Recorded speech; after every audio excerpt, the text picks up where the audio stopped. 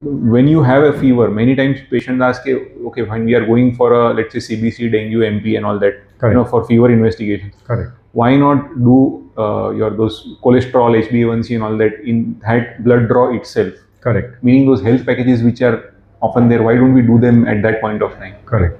So this is actually a very common thing, and it's a very good question, Dr. KU.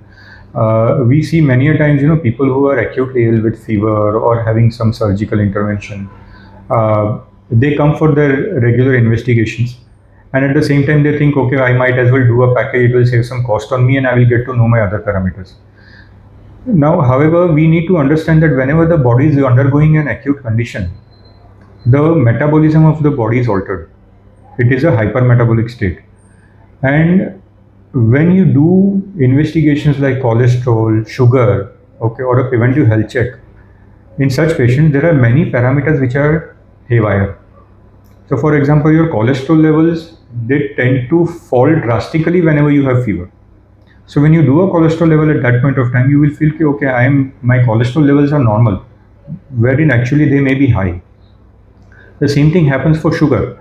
Your sugar levels, they tend to fluctuate so much. Sometimes you will end up with a very high blood sugar when you are not well, and you may be wrongly diagnosed as a diabetic.